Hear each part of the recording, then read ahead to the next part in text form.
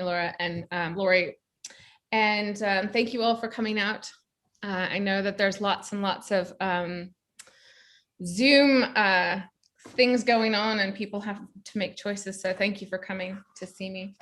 Yeah, so I guess should I go ahead and head right into our little talk. So I'm gonna have to share my screen and then start, because it doesn't let me do the one first. So okay, let's share.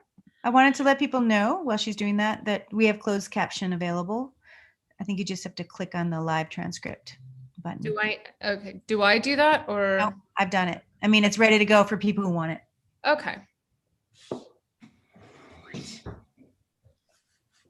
Okay, so this, when I was a little girl, we had a globe in our house, very similar to this one, probably the exact same one actually. And my sisters and I would play with it for hours, and we would just spin it around and around like it was our favorite game. And we would drag our fingers along the edges until it slowly stopped, really light. And then we would promise that we would move wherever our finger landed. And we would look it up in the encyclopedia and National Geographic, and we would try to find out all these new places of our new neighborhood where we were going to live. And then, of course, we would giggle when it landed in the Pacific Ocean. But in all seriousness, we have these questions, right? What is your name? Where are you from? And what do you do? Our society treats place as a central identifying characteristic, and it's second sort of only to name and followed closely by profession. These are the things that people seem to need to know about us, right, in order to categorize us and figure these things out. So we all have a catalog of images in our mind that we call upon when a name is mentioned. So if I say Juneau, Alaska, or Savannah, Georgia, or San Antonio, Texas, or Philadelphia, Pennsylvania, most of us will come up with images, whether we've been there or not. And those images help us to define not only the place, but the people that we meet from there. So I was born in Seattle, Washington, Pacific Northwest. My father was a linguist. He worked for the Peace Corps, and my mother taught Spanish. I was raised in a house full of foreign exchange students and traveling siblings, and I became a traveler. So for over about 15 years, I lived in 7 countries on 4 continents and passed through over 30 others. And during those travels, my camera was my most consistent companion.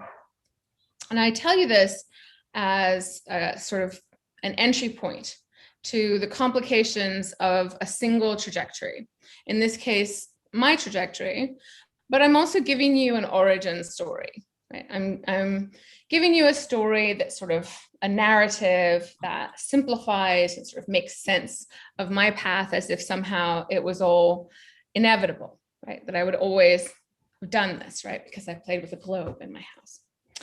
But most of us have these very complicated trajectories, and modern life has turned us into a nomadic society. So that's actually not a hyperbole, that's official, right? That they say that the average American moves over 9 times in a life, and that's averaged over all Americans, meaning that all those who don't move that's still averaged out, and that's a nomadic culture.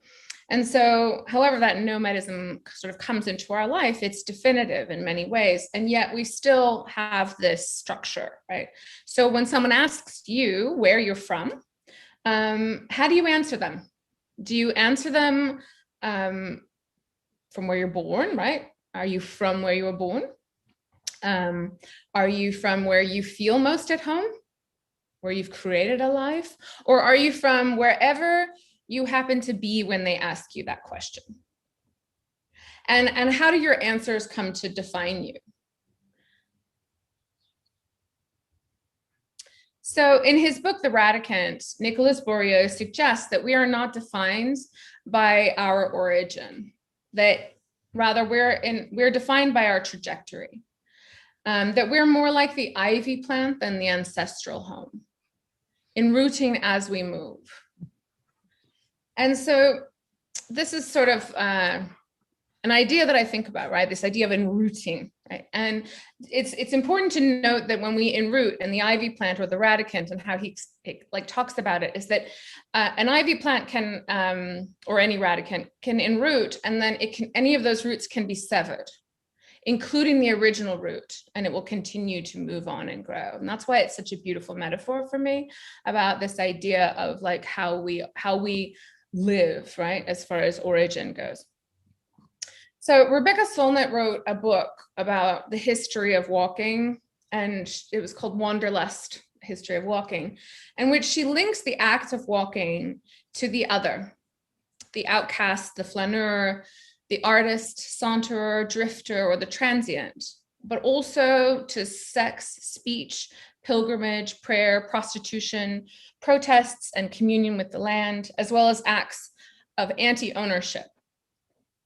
She says that walking postulates a mobile, empty-handed, and shareable experience of the land, so that simply by walking, we open up ideas and share of the place and share space, and we lose these kinds of solid definitions. So throughout this project, I use walkers, roads, streets, water as these sort of metaphors, symbols of transient, transitional, and sort of adaptive space. And they're symbols over sort of trajectory over origin. And so to further kind of elucidate those ideas, I'm going to found in both of those texts. I'll read a redacted piece that I created out of those two texts. That's Solnit's Wanderlust and Bourriaud's The Radicant.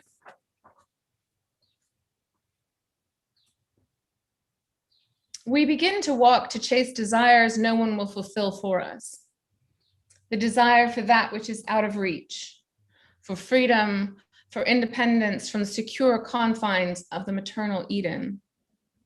And so walking begins as delayed falling, wandering, at home with alienation, thinking made concrete. It is the means and the end, travel and destination. Walking, where the land is most itself, an invitation, a laboratory of perception, scale, light, a place where loneliness has a luxurious flavor. We are radicants, taking form in the other, exploring the world to explore the mind, exploring the world to explore the mind. Haunted by figures of travel, expedition, and global dislocation, furiously coming into contact, changing by exchanging, through collisions and revisions, a mode of thought that assumes the shape of the circumstances that impress upon it and accommodates itself to the particular contours of the obstacle. Growing roots as we advance and adding new ones, setting our roots in motion, denying them the power to completely define us. Translating and transplanting behaviors, we adapt and grow according to our trajectory and become transformed by the places in which we exist. Who am I here? In this place, how do I come to live? How must I translate myself to this place? And so we take to the streets, a place for those who have no place, a site to measure sorrow and loneliness in the length of a walk. And there we find a sense of place that can only be gained on foot. We embrace a realism that requires not the observant walker, but the dreamy wanderer in place, where people and place become one another, each person a symbol of atmosphere, while place takes on a full-fledged personality. Yes, it is the unpredictable instances between official events that add up to a life, the incalculable that give it its meaning.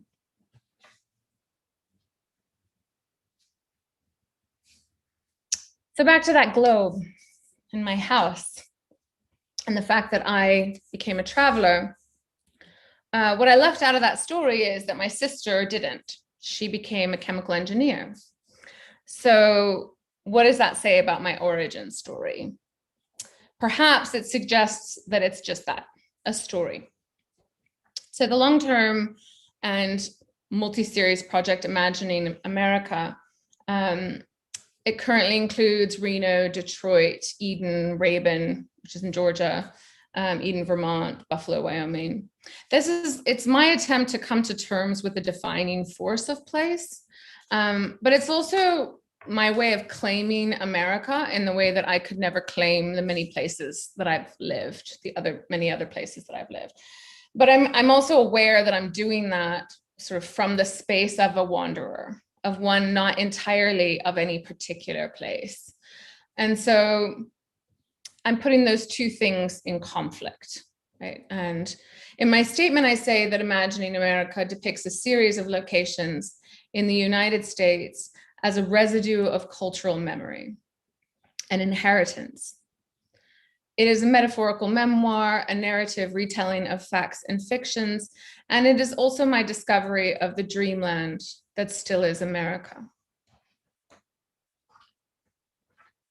And documentary photography is relational by definition, right? It requires that we go out into the world and we engage with it. And so when I begin a series, I do what every documentary photographer does, which is, I go out there, I drive, I stop and knock on doors, I try and, meet strangers and immerse myself in the landscape. And I try and familiarize myself with the feel of the place and get a sense of that. And then I search for sort of archetypes and reoccurring themes that have come to define these places in history, but also in popular culture, books, etc. And I use my own sort of loose family ties, well, sometimes loose, sometimes less loose, family ties and those experiences, and then also pull from popular cultural, or sort of what I call,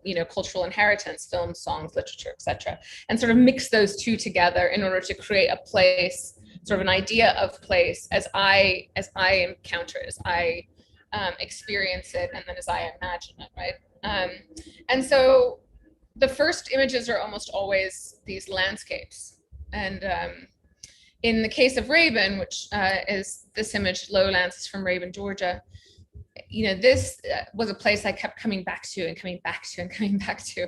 I couldn't stop making images of it. And there was something about it that just felt like the feeling of Appalachia, and like this feeling of Rabun, the feeling of like that sort of entangledness, and the ways in which that has all of these metaphors for the way we see the complexity of that space. And so it's also sort of always in shade, because it's in the hollow, and so that's another really sort of Appalachian sort of aspect, right? This kind of evening, all afternoon, sort of always deep and sort of brooding, and so that provided the overall sort of palette and feel for that series. And in contrast, you had in Buffalo, it was the opposite, right? It was this idea of like the great big open skies of the West, and then these really nostalgic interiors, almost as a contrast to those. So I was really fascinated with the contrast of this sort of great wild open space, and then this need for really kind of encompassing nostalgic interiors.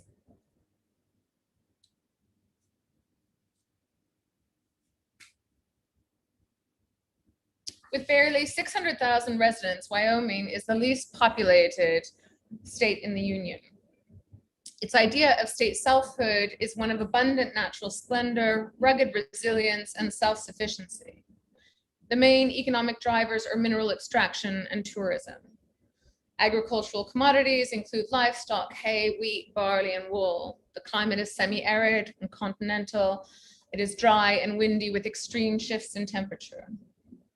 During the late 19th and early 20th centuries, the American West was a place where identity was often the creative result of entrepreneurial self-invention, fiction, and theater. It is telling that some of the most famed residents, such as Buffalo Bill Cody, Sitting Bull, and Calamity Jane, made their life or made their livelihoods later in life by acting out their own legends. And to this day, Wyoming State website proudly boasts of its untamed spirit of the West and its ability to open your mind and invigorate your senses and release your inner freedom and sense of adventure. So at the historical Occidental Hotel and in many other places in and around Buffalo, time has seemingly paused.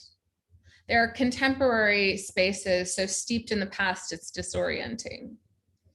And Buffalo is one of numerous towns in America where people have rejected aspects of contemporary society in favor of like a simpler and often more rural setting, which often includes aspects of historical reenactment. It has been called histocinematic simulation or the Disneyland effect, in which sanitized ideas of the past are mixed with everyday contemporary life in a nostalgic new romanticism that is both enticing and unsettling. So perhaps this is the result of our legacy of images and their narrative power to provide definitions in a world that is still shifting far too rapidly for many of us to keep up.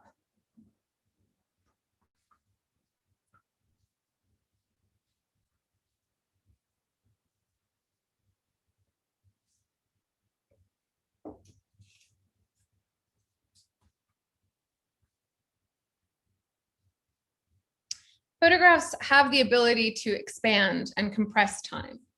They speak of what was, what is, and what will be.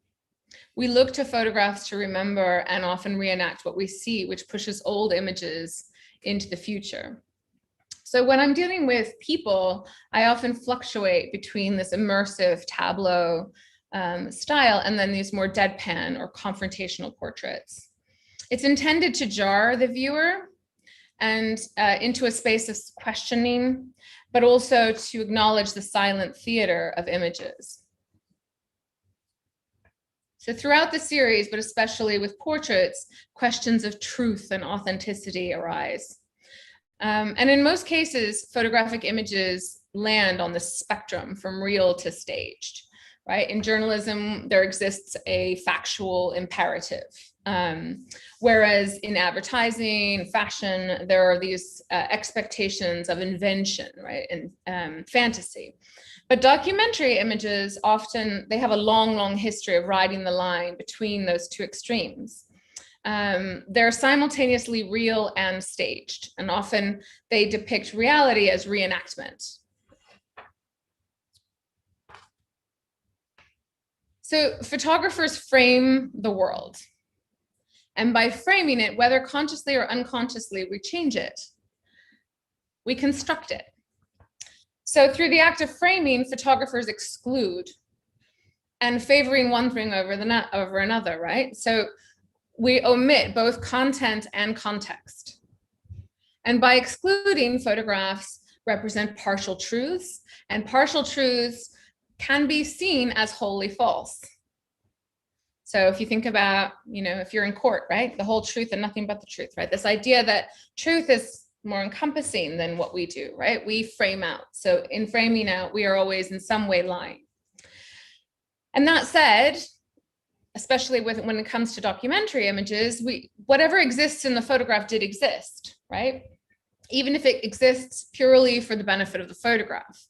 So it's a lie that's also true, right? It's a lie that has been. If we want to think about Roland Barthes, so Roland Barthes states that the essential quality of a photograph is its that has been quality, right? That's the nom of photography, he says.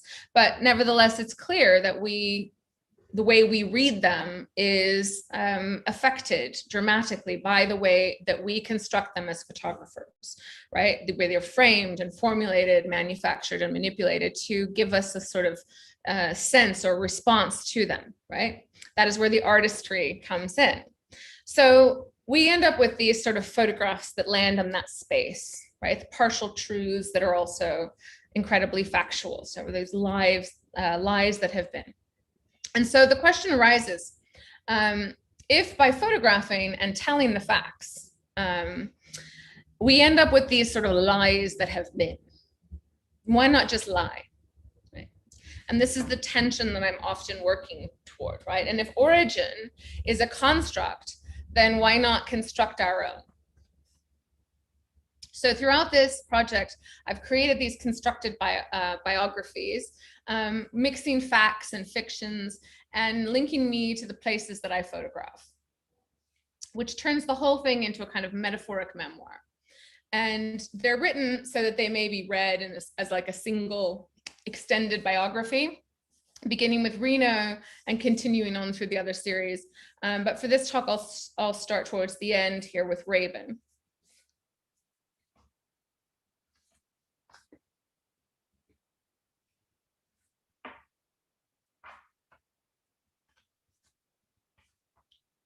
My man comes from a long line of Southern. He has a massive scar down his torso that he claims came from a knife fight in a hill country bar. The scar is real, but the story, well, it's just something he likes to say. I think it makes him feel even more Southern to belong to its violent traditions. In the summers, he used to work the land on his uncle's farm. Mama made dove and grits for the men, but dared not eat God's bird herself. Creaking rockers on wooden porches, and the thick-aired howls of wild things in the morning mist. The relentless midday heat quenched by cracking open watermelons and ripping out their hearts with bare hands, one after the other, leaving what remained for the birds. It was a kind of abundance.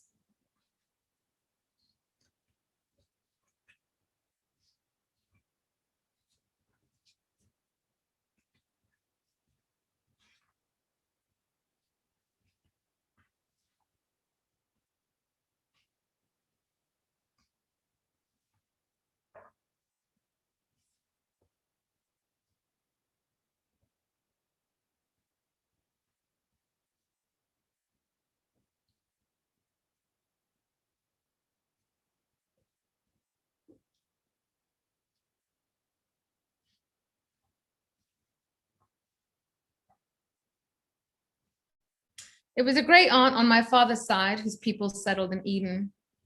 Located in Vermont's Northeast Kingdom, Eden appears a quiet community of Adventists, Mennonites, and Quakers, where the dairy farmers, mill workers, and craftsmen gather at the general stores. Dinners are served in old wooden churches, and dances are held at the local Grange Hall. The rivers of Eden all spring from Eden, and the views are as ravishing as the garden from which it took its name. But it is also a hard and rugged place where resourceful and independent inhabitants still labor stoically as their ancestors before them.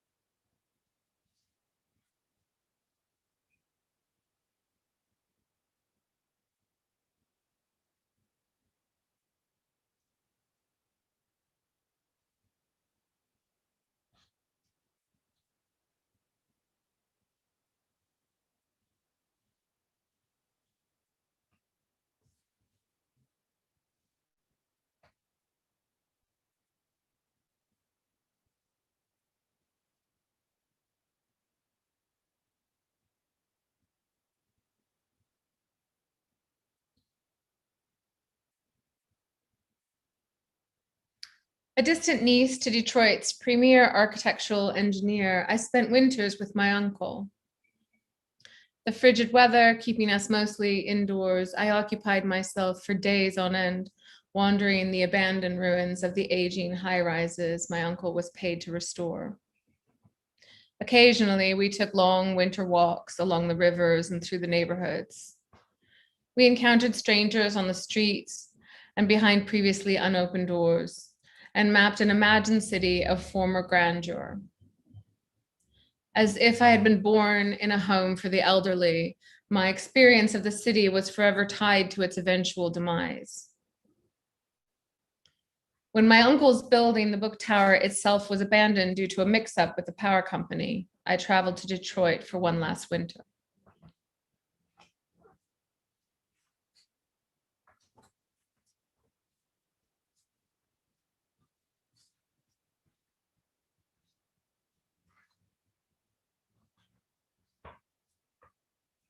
So we live in a digital age, and we're surrounded by images, and because our relationship with images may profoundly affect our relationship with the world, I want to ease that sort of often rapid fire experience we have with them. So through choice of light and palette and a process of layering images with a variety of visual cues, I attempt to slow images down, both in the overall mood of the project, but also in the viewer's experience of each image.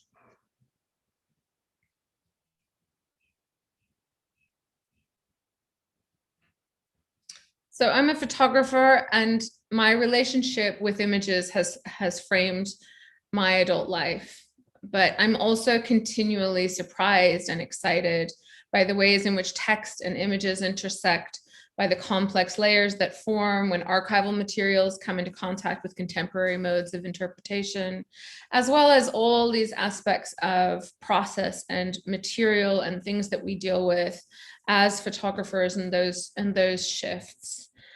Ultimately, you know, David Levi Strauss says that art's main political function today is to mobilize the imagination, to make us recognize and realize that it can always be otherwise. And I think that that is at the core of all of my work, coming to a space where we can imagine things differently. We can reframe them and reimagine them. And so imaging and imagining and the interplay of those and the ways in which photography is a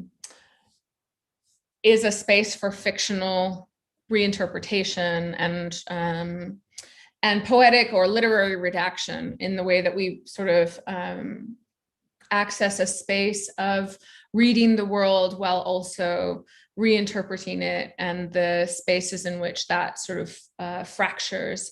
Those are all aspects of my research and the ways that I think about and create work. So to finish off this,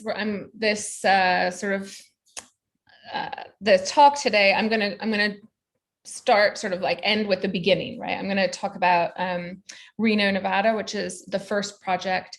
And it's the one that also has an extensive archive that I edited sort of with it. So I'll be reading that as well. So prior to that, I'm gonna just read the bio, the fictionalized bio that is for that series. So I was raised for a time at the El Cortez Hotel on Route 40 in Reno's 4th Street corridor. The area was infamous for the gentry who passed through to get their divorces. Ironically, my parents stayed together. I worked as a cocktail waitress at the Nugget and eventually got my start as a photographer shooting slot champions and tourists at divorce parties and motel casinos on Route 40. So while I show this series, I'm going to go ahead and read that archive so you can get an idea. And it's pulled from old newspapers. So again, the idea is it intersects a lot with ideas around rehistoricizing, right? And so the narrative quality to history, right? In the same way, and sort of linking that also with the imagery.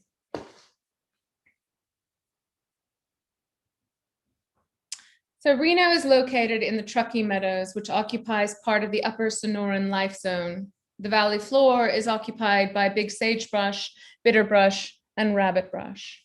Sagebrush fills over 60% of all ground space. The jackrabbit and the coyote are the most well adapted to the sage lands of Nevada. The first Reno would never win awards for city planning or trend-setting architecture.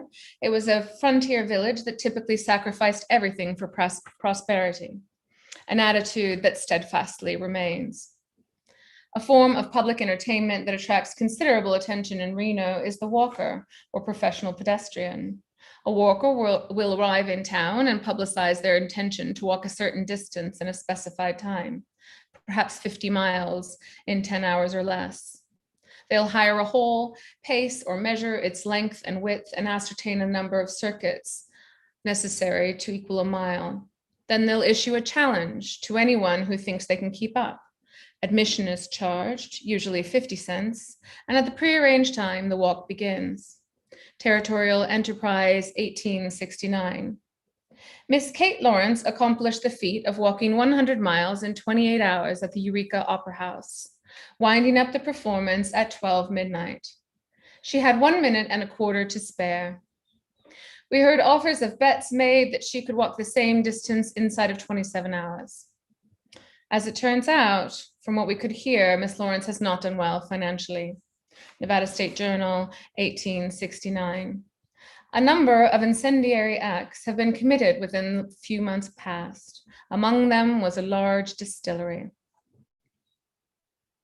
Died in Reno, April 29th of consumption, F.L. Sullivan, age 50 years. Miss Anna Furlong of Rhode, who was possessed of the idea that her relations and everyone else is after her money, had an examination made of her sanity yesterday and was pronounced harmless by the county physicians. The sagebrush says the crickets that a few weeks since threatened to capture all Lassen County have suddenly disappeared. Asphyxia is not a good word to express sickness or death caused by an interruption of respiration. It really means failing of the pulse. The proper word to define strangulation is apnea. The miners in Gold Hill died from apnea, not asphyxia. For some time past, there have been quite an influx of strangers, non-residents at least, who appear to be looking for locations. The opinion is gaining ground that Reno will do to tie to. Nevada State Journal, 1879. A man by the name of Andrew Ryan was found dead in his cabin near Eureka on Tuesday last. He had evidently shot himself sometime during the course of the day. Supposed cause, whiskey.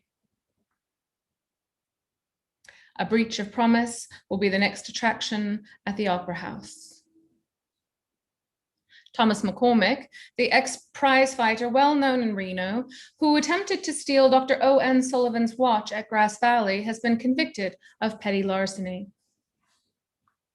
Reno is still improving. Several new buildings are in course of construction.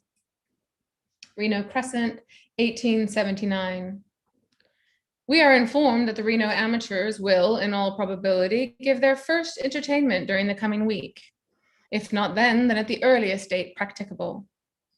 Everybody should be present when they trot out their maniac. Territorial Enterprise, 1879.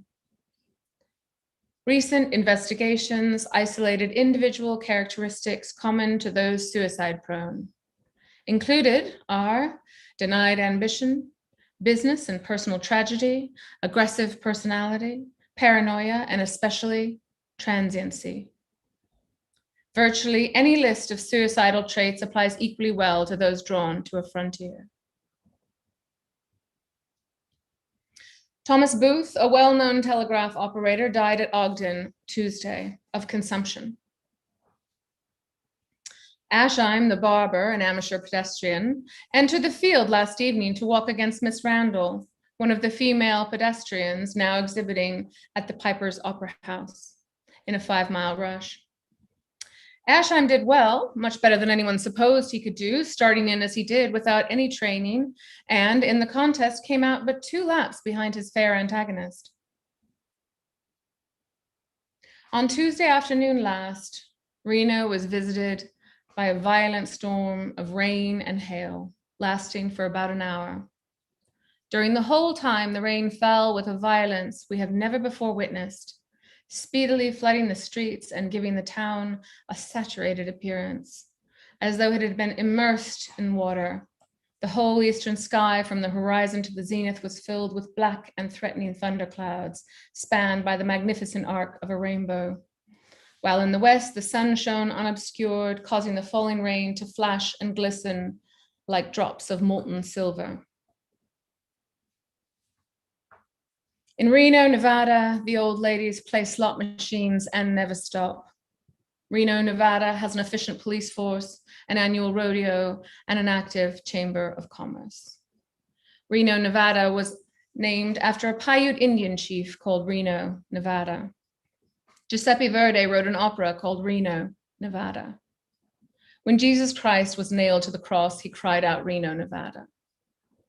Sometimes I awake suddenly from strange dreams, like some huge beast. Reno, Nevada is crawling toward me across the desert.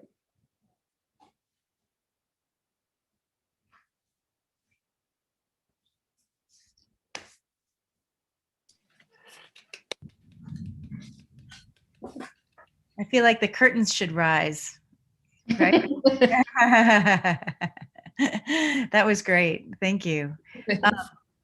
Let's take some questions. I mean, I have quite a few questions, but I wanted to, I mean, you're mixing all kinds of people's voices, and then it seems like you're also writing in this. This is your mixture, right? Yeah, I do all of that. And and you're constantly finding your way. How does this work? How is this work? How is it presented? Is it in process? Like, where is it? Like, your voice was so powerful and the stories were so powerful. So I'm just trying to figure out, like, how do you experience it when we don't get to have you in our... No, you guys are special. You get to experience it like this.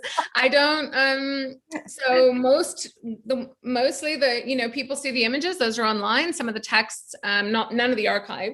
That was in my thesis. My graduate thesis. It was written in text. Very different. It was a much larger archive. And then I created this as a reading as part of a presentation process. And my intention was to create this same thing for all of these places. And I began doing that, but the project has kind of shifted in that, it depends on whether you're performing it or whether it's a book or whether it's so all of those things are kind of, well, it's the reason I've been working on it for 10 years and it's not yet a finalized book, because I have to decide which of those parts needs to be there. The images do their own thing. These series do their own thing. The texts do their own thing. And so I feel like, I've talked to a lot of people about it. It's kind of nice to be able to do something in a presentation that they don't get to see anywhere else. So. Yeah. So it was very cool. Please unmute yourself if you have questions. I just want to make a comment about how silent the photographs are. Do you know what I mean? Like, you said that in the beginning, but they were stunning images. Every single one, it felt so masterful. But their silence was the thing that struck me. You continue to go deep into the spaces that you photographed, but it was incredible. It's funny that someone said that to me once, like, what is silence? Like, what role does silence play in your images? And I was like, we're photographers. It's totally silent. That's the whole of it. But at the same time, I'm embracing that very much, right? So I think that it's also probably the way that we make photographs that makes them silent, but also the choice, right? Like the stillness. I'm really embracing like a hyper stillness, and there are much more active images, right? Will knows this. So, there are images, we work between images that speak to that stillness, and we work towards images that speak to like an immediacy, like you're in the party with them, So mine, this series for sure, it's meant to be that opposite end of the spectrum, like hyper stillness. Like things haven't moved. Describe that more. What's that? Can you just talk about paper stillness more? Can you go into a little more? I think that, well, I think that the process, you know this from being like a large format photographer, large format photography is so meditative. It's so laborious, and that it plays a huge role. So even when I'm not photographing, I like to do both. And even when I'm not photographing with large format, I'm usually photographing large format as well. So that whole stillness comes into the process, and the slowness of the image making process. So all of that is in there. But I also, especially when I'm photographing people, a lot of them, I won't say all of them, because I think I'm always working with attention, but a lot of the ones that I, really, really love in this series were very still moments in that, there was a meditative thing that happened between myself and the person I was photographing. And oftentimes there was silence, and, that it's about allowing for silence in that space of photographing someone, setting them up to expect silence. So, because, most people get really nervous when you're photographing them and there's silence. We're not accustomed to sharing space silently with anyone we're not very intimate with, but photographing is intimate. So there's that too. That element is happening. Like, there is an intimacy that is created simply by not communicating verbally. Yeah. How do you work with the people you photograph? Are they friends? Are they people you meet? I mean, it feels like the people in Detroit, mostly women, were people that you encountered, and it just felt like, they were outside. But, some of the folks in other sets, it was hard to tell. Like, yeah, it's interesting because I would say that, like, they're all friends either before or after, right? Like, so it's, and I also am playing with that. So I think that anytime someone thinks they know, they're usually wrong. So what I mean by that is that, like, that's a whole part of my process. In other words, like, I'm working with those ideas of being a stranger, like a lot of this has to do with the otherness, right? Feeling like an othered person in your home, right? So this comes from the fact that I was a traveler for so long. And when you're a traveler, you're other, right? But when you come home and you're still other, that is the thing that I was wrestling with and have continued to wrestle with my whole life, because I'm placeless in that way. So I'm really working with that in the portraiture. There is the sense of, Michael Brandis said once at grad school, he was like, oh, I feel like it's a ghost story, with Reno. And, you come around the corner and it's like, and so there's definitely moments of that on purpose, right? That's a kind of like an encountering of, like, that strangeness that I'm using as a kind of signifier for feeling, strange, or a stranger in a strange, stranger in a strange land, that sort of space. But then there's also, like, immersive images, sort of more cinematic images. And that allows the viewer to sort of just, like, view your way into that space, and that seems you're not being confronted. So that gets back to that portraiture, the idea of, like, whether I'm calling attention to you as a viewer, to the apparatus, to the theater of images or not. And I feel like that usually plays a role into whether or not people think that I know someone or not. Mm-hmm. Not always, but it's sort of in those spaces, right, that we read. Similar with stillness, like, if you're really, really still in using, like, a camera that is used oftentimes, like, for fast imagery, people might assume it's a large format image, versus the opposite. You can use a large format camera that's really hard, and then there's a movement and blur, and people think, so a lot of this is just visual language mm-hmm. that comes with, we may learn it through, like, our devices, but then we can trick the eye. So my relationship with the people I photograph is, I would say I tend to have a pretty good relationship with them, but I don't know all. I would say that, I don't stay in touch with all of them, but I stay in touch with a lot of them, whether I met them randomly, as most of them do start out as strangers. But I also think that like I'm not trying to show them, and that's what I'm getting at in that first written piece. Like that's why they're never titled with names. These aren't portraits of people. These are portraits of place. So I'm using people as a portrait of place. Mm-hmm. And they get it. It feels completely collaborative. The way they're in the space. It feels very collaborative. Yeah, I mean, I think that they usually get it. It's sometimes they know more than others. It depends on how many questions they ask. Some people I just ask, can I make a picture? Yeah. So yeah. Mm-hmm. So anyone who works with people, I'm sure knows, it's a complicated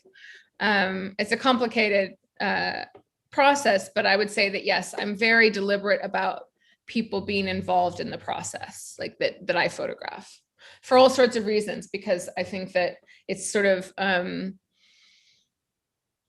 part of that comes from being a traveler and feeling like the predatory aspects of photography, right? How they can be very predatorial. It doesn't mean I'm not predatorial when I'm making photographs sometimes, but in these kinds of images, in this series in particular, it's not. And when I say predatory, I mean like we hunt images, like we look for images, and our language around photography comes from that, It's a canon. We go out shooting. We're like, I mean, there's definitely like, I came up during a time when street photography had its primacy. So this idea of like, the stolen moments and like, Henry Cartier-Bresson, but like hunters are not cooks, So this idea of the street capture. And so in a way, this is a counter to that, because my first sort of 15 years were that type of work when I was very young. And all of a sudden I decided it was really important for me to have buy-in on the other side. That's great. Cool. Any other thoughts or comments? I'll just keep talking if y'all don't have anything to say. I want to see these prints. Chats. Oh, I'm never good with the chats. Okay, so here we go. Yeah, Jennifer, how big are the prints on average?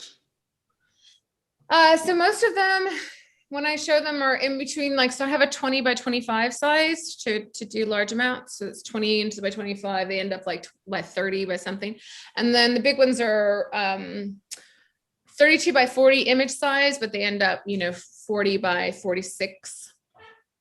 And, a couple of them have been printed much bigger, but there's not that many venues for these massive ones. So in one exhibition, they used one of them as like the poster. So it went, or not the poster, but yeah, the big thing outside. So it was like 70 by something. Gotcha. But the print prints, most of them, it's the 32 by 40. Nora says this work felt very cinematic. Do you see a relationship with your work and filmmakers? Oh, definitely. Yeah, I'm really interested in that space. I mean, I would never consider myself in any way a filmmaker. I'm not one of those photographers who like aspires to do any film. Mm-hmm. But I'm interested in the ways in which like it can feel like the middle of a story, like something happened before and something happened after, and you're getting this moment, that anxiety of like the partial, right? That sort of the partial cinema space.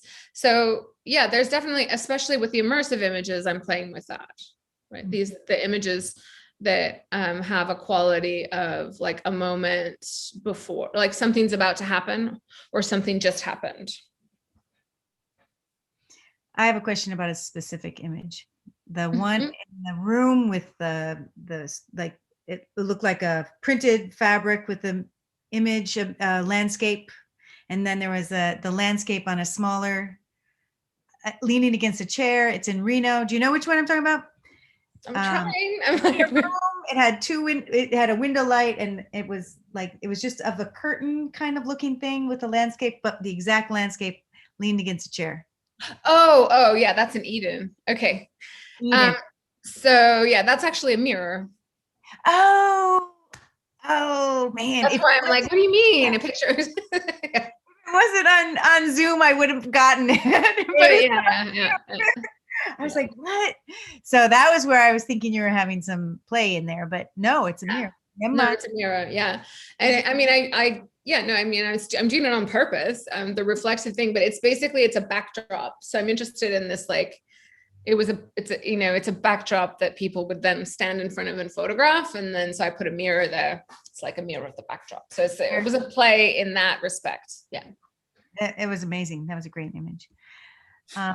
What's with you and vintage TVs? Well, I know, right?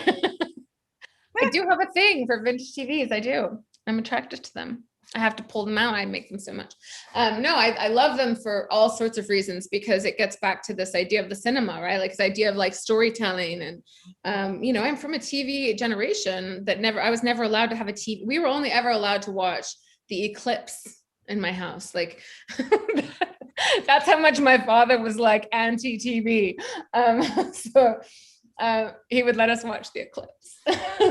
And once in a while, like we got to watch these other things, but I'm fascinated by it as like a cultural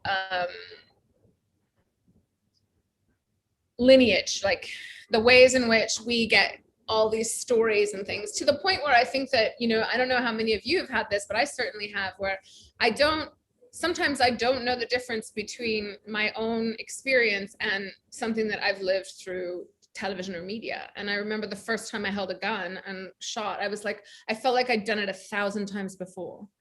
And I thought, wow, I am so American. That's when I really because I've had these moments, right? Because when you traveled for so long and been away for so long, you try and, there's a distilling that happens. You recognize like how much of my personality is because of the place that I'm in, and how much of it is like core that doesn't go anywhere no matter what, right? And I think that there's a lot of Americanness that went away in all those years, but there were some core things that were like, that can only come from this place. That sort of like our weird end of times thing was a very American thing. And also that the very first time I held a gun, I felt like I'd done it so many times prior. And I was actually ridiculously good at hitting the target. And I thought, how is this possible? I've never done this before, but it feels like I've done it. And so I'm also really interested in just, this is like an aside, but also like a continuation as I'm working toward this next project that I'm doing. And I've been thinking a lot about genetic memory and the ways in which I sort of started that with this series, because I have these reoccurring dreams that have nothing to do with my lived experience, but they have to do with the migration experience of my ancestors. And it gets back to this thing too, this sort of like cultural things that we learned in survival mechanisms, right? And the fact that, my great grandfather was like, well, my grandfather was born in like the Arctic Circle in a mining town that had like, two people. It's just, there's something really kind of crazy that gets sort of passed down to us at a core level that we often don't discover unless we really work hard at it. Mm-hmm. I think that's a thread that goes through all the work, the genetic memory. Harris, you have a question. Hi, Jennifer. It's so great to see your work and see you. Hi, Harris. Good to see you. The first time we exhibited you was at the Photo Review Best of, I think. Yeah, I remember. Yeah. 2017. And I remember that when I saw that image, I just thought, I was just like so happy to see that on the walls, because, not only did it have this incredible kind of energy, but it's I think your body of work is so, it doesn't condescend to the subjects. I mean, I always had the sense that you were like semi-giggly about what you were photographing, and not in an insincere way, but kind of like, giddy, like this is so outrageously cool. And I always thought that sincerity, came through, which is something I really, respond to. And I know our students and I know colleagues that came by the show felt the same way. And I wondered, because I think you've really done a consummate job of capturing both the promise and the failure of the Northeast, especially, up in the Buffalo area. And I wondered, how does it feel to now work about as far away as you can get in the country to the south in Texas? So I think that might be a little confusion. So Buffalo is the Northwest. Right. So sorry, you said Northeast, so I'm a little confused. I was thinking of Eden series. Working now in Texas, you mean? Yeah. Or yeah, it's interesting, right? Because I was going to work in Texas for this series, and then I realized that I've had this really strange, I have a really strange thing with Texas because as everyone probably, many people who never have any connection to Texas do, Texas is it's that weird place that wants to secede, but so is Alaska. And it just so happens that that's where I'm from, but I never really had any sense of that until I got here. So it was a complete fluke that I got a job here. And then I remember when I was driving down, I was actually driving down from Buffalo, Wyoming, because I had this residency at Ucross, and I was driving down and I kept driving and driving. I'm a fellow Ucrosser. Yeah. And so anyway, I was driving and I kept seeing my name, like as I got into parts, like really weird parts of Texas, because I was doing the Google. So it was like weird, like mining roads and stuff. And I was like, wait a minute, Garza. And all of a sudden I was like, oh my God, these are my people. So there was this really fascinating thing that happened also when I started work, and the admin that work with, Julie, who's wonderful, she said to me, so did your people cross the border or did the border cross them? And I loved that question. It was like this wonderful intro as I first arrived, first week, not expecting, really no understanding of my own connection to this place. And so what's happened is, I'm constantly working like most photographers, so I'm almost always gone when I'm not working, at school. And so this has been like the first time that I'm utterly dedicated to staying after I finished teaching. And I've, set up a thing, got a grant so I can actually work and really shoot down here, because it just feels like it's like Alaska. It's something that's going to take a lot more from me, because it's so specifically like the lineage of my family coming to this place. And so can I also ask if you could discuss briefly the impact of having a residency on yourself? On your work? Oh yeah, it's huge. It's massive. Because I've done these series both in places with residencies and without. And it makes a massive difference whether I had a residency or not, in that it provides ground in a way that otherwise I have to build myself. So it takes a lot longer. But not everyone functions that way. It's worked really well for me, but it definitely has worked well for me to sort of have that space. And then you also have access to places that sometimes you don't like. So Rabin was off. Like it's Appalachia. Like you can't, interiors, you almost don't have any. Like there's no, you know what I'm saying? Like there's different places are tough and others. Like Wyoming was amazing. It flowered right open for me. Everyone was like, oh, you want to see my place, my space? Everyone was inviting me right in. But every place is different. And so depending on how hard that place is for me to access, the residency was made a massive difference. Because there were people there, and those people would have connections with other people that could start to start that process. Thank you. I found the residency difficult to grasp because, I was brought up in a household where you were never supposed to be too selfish. And, Ucross especially, where they have somebody that cooks for you and brings you lunch by the door, right? Yeah. It was really hard. It was almost impossible for me to do that without a kind of guilt, Oh, because it was, and other people were like, stop it and don't feel guilty. And, that's what you're for. But yeah, some of us are just born with guilt. We just get used to it. But I also think that there is a communal sense to like all of that always. Like, I don't know.